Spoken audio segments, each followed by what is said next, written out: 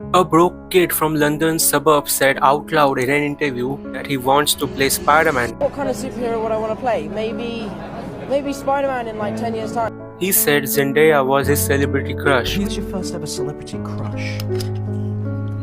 Zendaya. Zendaya's husband, Tom Holland. He said he wanted to work with Christopher Nolan, Anne Hathaway, and Jake Gyllenhaal, even before meeting any of them. So many directors. On my mind at the moment is Christopher Nolan. Tom Holland is an actor whose work I've admired for years. He's an extraordinary actor. Then, all three of those things happened. This isn't just a highlight reel of one guy. This is someone who worked in a way that he said his life out loud first, and it unfolded exactly the way he said it. How did he do it? This isn't really just luck. Luck doesn't repeat this way. Luck doesn't show up on camera years in advance as a direct quote in an interview you can watch yourself right now. What happened with Tom Holland isn't luck stacked on luck.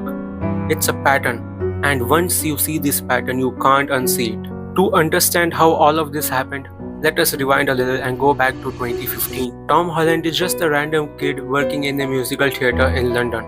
He had no major big film credits. Then he got a chance to compete for the most sought after role in Hollywood, Spider-Man. Marvel received more than 7,500 auditions for this character. The competition here was insane. There were many more popular actors than Tom Holland who applied for this role. If you look on the surface, Tom Holland really didn't have a chance he would get this role. But somehow, his past made it happen. Let me explain.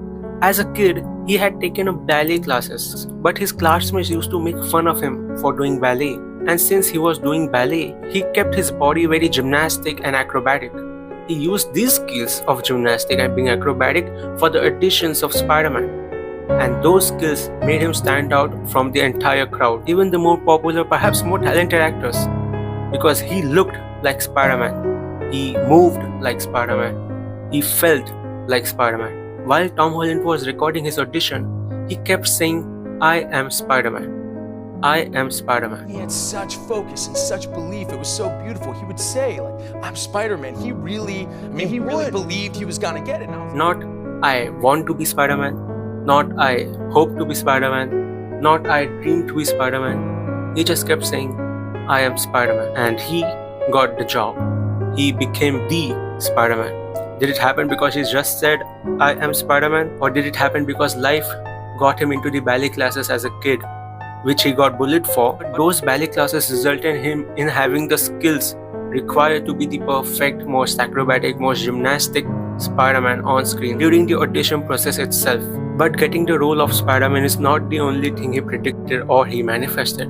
His love life too. I mean, this can be debated, but he said in an interview that his celebrity crush is Zendaya. And look who he married. Zendaya. His love life is also not the only thing he manifested or he predicted. It has always been a dream of many A-list actors to get cast in a Christopher Nolan movie.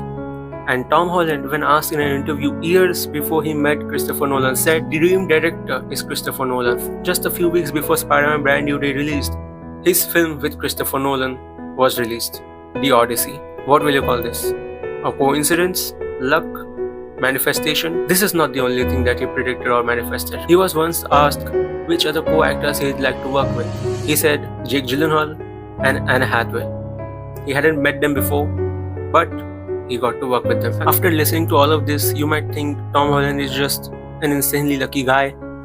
And he is to some degree, but not everything was sunshine and rainbows for him either. While also becoming the biggest young star of Hollywood, he struggled a lot with alcohol and with alcoholism. Eventually, it got to a point where he had to stay sober. And that's when he realized perhaps he could offer something to the world that will make others who are suffering from alcoholism stay sober.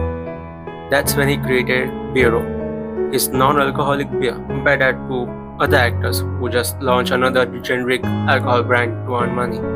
He tried to do something different. He tried to help people. He is trying to help others who are struggling with something he himself struggled with. It's what Peter Parker does.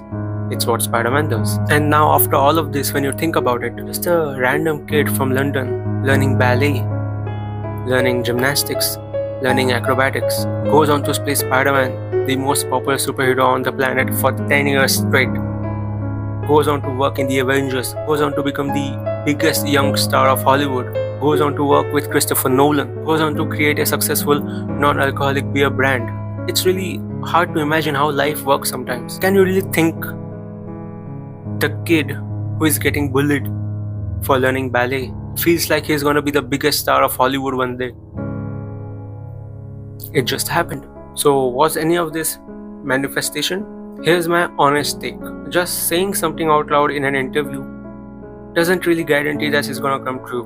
What it probably does is force you to chase it. Holland didn't just say he wants to play Spider-Man and expected a role to be handed to him. He still had to compete with 7,500 other actors, many much more popular than him. He auditioned obsessively.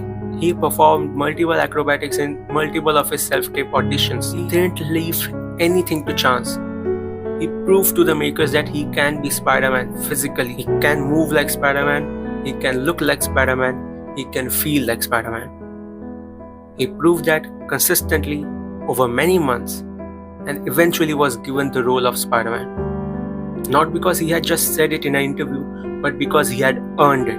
And that was the start of the domino effect, in my opinion. When you are playing the most popular superhero of all time and you're playing it at the right time in the right system inside the MCU itself, at the right age. He was just 20 in Civil War.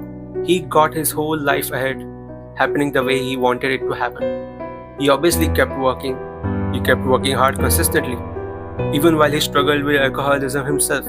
But that starting point of getting the role of Spider-Man, that did everything for him. So how much luck was involved in this? It's hard to put a figure on this. Some people might say it's 70% luck, 30% hard work. Some might say it's 30% luck, 70% hard work. For Tom Holland, I would say it's something like 50-50. Because by chance, by luck, he was in the ballet classes. He was learning to be acrobatic. He was learning to be gymnastic. And by chance and by luck, he got to compete for the opportunity to become Spider-Man at the exact right time of his life, at 19 or 20 years old, when he needed a big break the most. Because his career was stalled in acting. He was essentially gonna be a carpenter if he hadn't got a big opportunity in acting. At that time, his skills, his belief, his work ethic, and his luck all worked together to make him MCU's Spider-Man.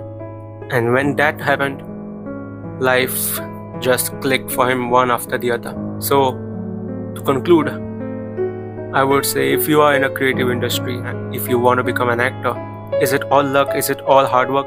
I think that argument is useless. I think what you need is both hard work and luck. And the more hard work you do, the more you increase your chances of becoming lucky.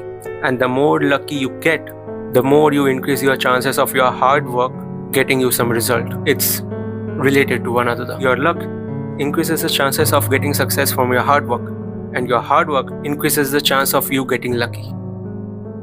That's all for now. If you have enjoyed this video, hit the like button, subscribe if you haven't already, and if you want to see me rank all Spider-Man movies from absolute trash to absolute cinema, check out this video.